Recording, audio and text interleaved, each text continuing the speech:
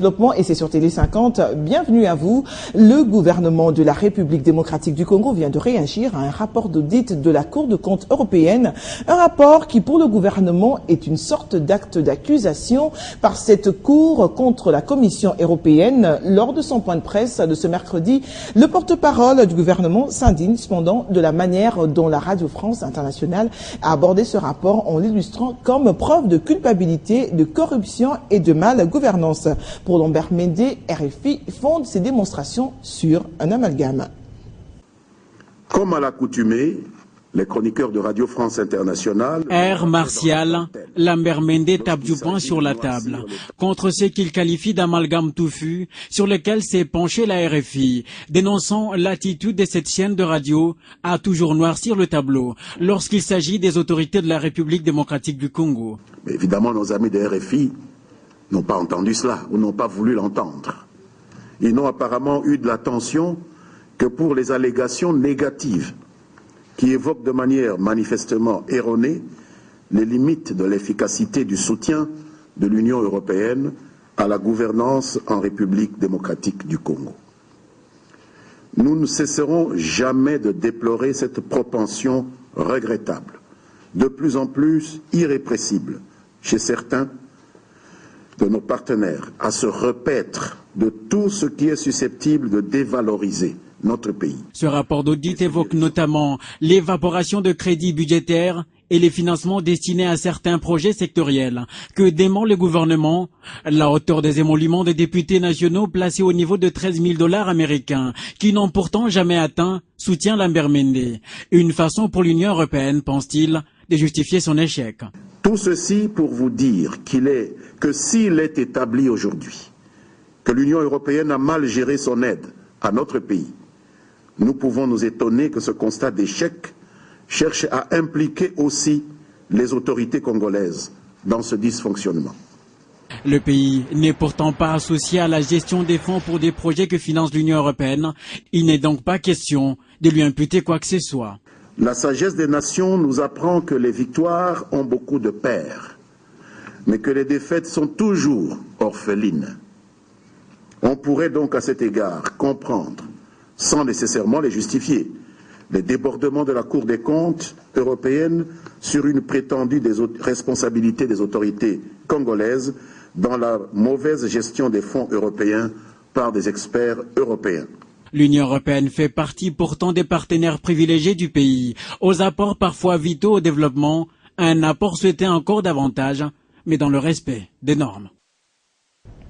Et en rapport avec l'information sur l'installation des réfugiés rwandais expulsés de l'Ouganda, le porte-parole du gouvernement a affirmé qu'une enquête est en cours et le gouvernement pourra se prononcer dans les jours qui suivent. Lambert Mende s'est insurgé contre cette attitude du M23 qui pourtant n'a rien à faire dans la situation des réfugiés de quel pays qu'ils soient, n'étant pas signataires des accords de 2010 entre la RDC, le Rwanda et le HCR.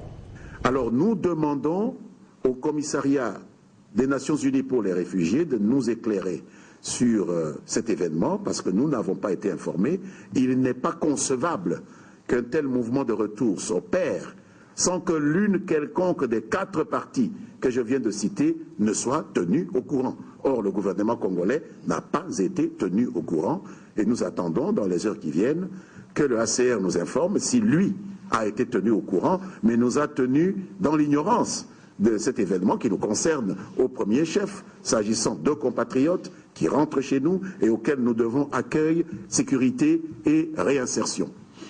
Le rapatriement des réfugiés congolais du Rwanda concerne les 4 entités que j'ai citées, les 2 gouvernements, congolais et rwandais, le HCR et le réfugié lui-même. Mais nous ne voyons pas par quelle alchimie une cinquième partie fait irruption, le M23. Qu'est-ce que le M23 vient faire dans le rapatriement des réfugiés congolais au Rwanda? Le M23 n'est ni signataire de l'accord tripartite, le M23 n'est pas l'autorité en charge du territoire de la République démocratique du Congo, il n'a aucune légitimité, il n'a été élu par personne, et donc c'est quelque chose qui suscite une suspicion tout à fait légitime. Et puis, je vous l'annonçais au sommaire, la 9e assemblée de l'Union de conseil des chargeurs africains s'est ouverte ce mercredi à Kinshasa et c'est le ministre des Transports, Justin Kalumba, qui a lancé les travaux de ce forum. Durant 4 jours, ses participants vont devoir réfléchir sur notamment l'élection d'un nouveau secrétaire général et 4 pays sont candidats à ce poste. L'OGFM prend la présidence de l'UCCA pour un mandat de 3 ans. Ces assises ont une double signification pour la RDC et le GFRAM va devoir assurer leur présidence durant 3 ans. Le ministre des Transports, Justin Kalumba, s'en félicite. Aujourd'hui, si nous devons accroître la croissance, avoir la croissance en Afrique, nous passons par les commerces. Or, si nous devons passer par les commerces, les volets les plus proéminents du commerce, c'est le volet maritime. Et donc, en volume, aujourd'hui, la croissance passe par le maritime. Le choix de l'EGFREM à la tête de l'organisation est salutaire. Les participants les témoignent. Kinshasa, aujourd'hui, crée les conditions d'une bonne émergence du secteur maritime au niveau africain. Les participants vont devoir réfléchir sur notamment l'élection d'un nouveau secrétariat général de l'organisation. 4 pays sont en lice. Nous attendons beaucoup de l'ICCA pour que le transport maritime soit plus développé. En développant le transport maritime, ça veut dire voir dans quelles conditions il faut arriver à réduire les coûts, à réduire les délais. L'Union du Conseil des chargeurs africains existe depuis 1977. Sa mission restait celle de maîtriser le coût de frais maritimes, une tâche de longue haleine.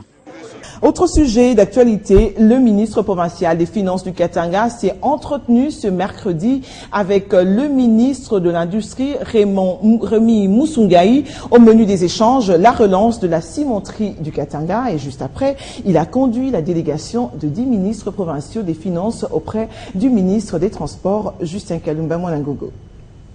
Le Katanga a besoin d'une cimenterie forte dans la recherche des voies et moyens pour relever la cimenterie de Lubudi Cimencat. Christian Mando Simba Kabulo, ministre provincial des Finances du Katanga, a échangé avec le ministre de l'Industrie, Rémi Musungai. Celui-ci a rassuré son hôte de sa ferme volonté d'inscrire dans le programme du gouvernement la Cimencat parmi les entreprises à financer. Satisfaction de A.G. Matembo, conseiller du ministre. Nous venons de faire de la RDC un grand chantier et l'ingrédient le plus déterminant, c'est le ciment. Aujourd'hui, nous avons une hausse des prix au Katanga, le ciment qui vient de quitter 12 000 à 27 000. Donc c'est une grande interpellation au niveau des décideurs du pays. Et le Katanga s'est décidé, une fois pour toutes, de diminuer sensiblement ses importations de ciment zambien tout en relançant sa propre cimenterie. Juste après, le ministre des Finances du Katanga, Christian Mwando, a pris part à une grande séance de travail de tous les ministres provinciaux des Finances avec le ministre des Transports, Justin Kalumba Mwanangogo. Au centre, la légalité de la perception par les provinces de la taxe statistique sur l'embarquement de passagers dans les aéroports. À ce sujet, un mémorandum a été remis au ministre des Transports. Oui, les discussions ont commencé concernant la taxe statistique d'embarquement, qui est une taxe qui nous est concédée par l'ordonnance loi 013 du 23 février 2013. Nous sommes venus dire au ministre que cette taxe était parfaitement légale et que nous devions tous respecter la loi. Une autre séance de travail est prévue dans les tout prochains jours pour trouver un compromis à ce sujet. Parlons coopération. Dans ce journal, le nouveau directeur de l'Agence française de développement est descendu à l'Institut national de préparation professionnelle ce mercredi, accompagné d'un expert de l'AFD affecté à cette institution. Le but de cette descente était d'évaluer le travail déjà abattu par cet institut afin de renforcer la modernisation de ses outils et améliorer la qualité de formation. Le nouveau directeur de l'Agence française de développement a été présenté au ministre de l'Emploi, Travail et Prévoyance sociale, Bahati Lukwebo, qui a salué les relations existantes entre l'INPP et l'AFD. Après le ministère, direction l'Institut national de préparation professionnelle. Cette visite qui s'inscrit dans le cadre de contribuer au développement économique de la République démocratique du Congo en investissant dans le capital humain. Tour à tour, les ateliers de formation de l'Institut ont été visités par le patron de l'AFD et sa délégation. Question de s'imprégner de la réalité des travaux. Je vois des avancées considérables dans l'investissement de l'INPP pour ces stagiaires qui montent des nouvelles formations, des nouveaux immeubles. Je vois aussi que la coopération japonaise avec qui on s'entend parfaitement développe aussi à Kinshasa sur la province un nouveau bâtiment de grande qualité pour la formation professionnelle. Cet énième partenariat est un motif de satisfaction pour le directeur général de l'Institut national de préparation professionnelle, pour qui l'objectif de porter l'étendard de son institution très haute demeure plus que jamais un leitmotiv. C'est un plus que la France ajoute à l'INPP en y ajoutant un spécialiste de la qualité de la formation et qui n'a fait que ça durant toute sa vie. Point de chute de cette visite, la direction générale de l'INPP, où Maurice Chikouya a échangé avec l'expert de l'Agence française de développement affecté à l'INPP pour 3 ans.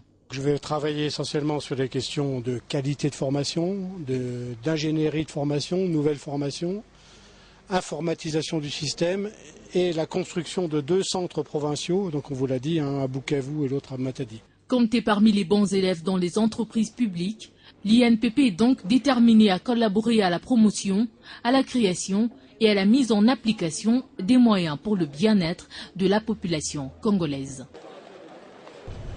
Autre chose, 2 octobre 1972 et 2 octobre 2013, cela fait exactement 42 ans, jour pour jour, depuis que le Grand Hôtel Kinshasa a vu le jour. Dans sa 42e année, que retenir de cette grande bâtisse, dont une partie est d'ailleurs en pleine réhabilitation? On en parle avec son administrateur délégué, qui est notre invité ce soir. Bienvenue.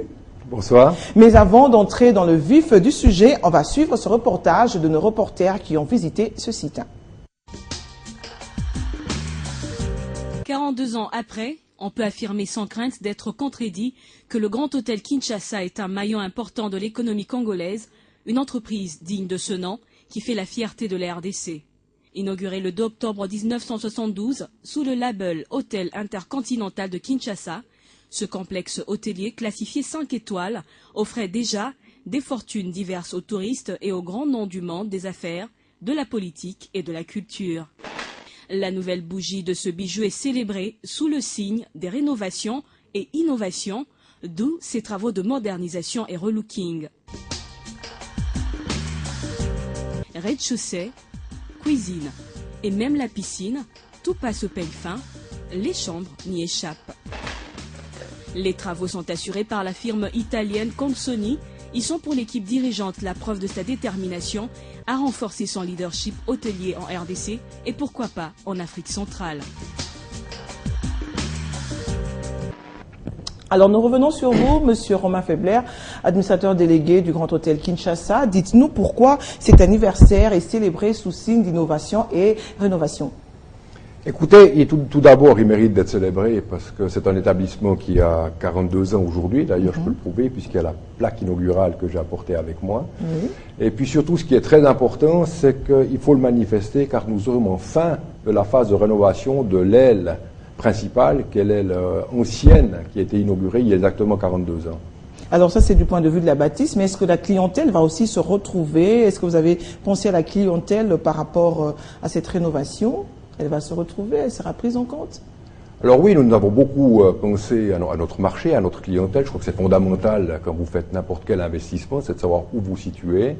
Et je crois très clairement que notre standard de 5 étoiles international est déterminant. Donc nous avons opté sur ce standard-là et nous avons développé toute une palette de prestations et de services en matière de restaurants, de gastronomie et de chambres qui répondent à cette clientèle-là. Et je peux vous assurer que la qualité de l'exécution des travaux en cours répondra à cette attente. Alors 42 ans après, est-ce qu'on peut dire que le Grand Hôtel Kinshasa continue de tenir tête? Non seulement il continue, mais il se relance en avant et il progresse aussi dans l'intérêt et dans l'attente générale de la clientèle par rapport à des nouveaux standards. Il ne faut pas oublier que les standards hôteliers changent régulièrement d'année en année et de génération en génération. Donc on se positionne définitivement sur un standard important pour de nombreuses années à venir. Vous avez parlé tout à l'heure de la réhabilitation de ce grand bijou, mais il faut dire que ça fait déjà quelques années. Alors à quand la fin de ces travaux? Voilà, alors je rappelle l'histoire, c'est qu'il y a eu une première ébauche de travaux en 2008, mais qui a très vite avorté pour manque de financement. car l'ampleur des travaux est fondamentale. Il ne faut pas oublier que le corps principal de cet hôtel, ce qu'on oublie, est la partie majeure de l'hôtel. C'est un volume très important.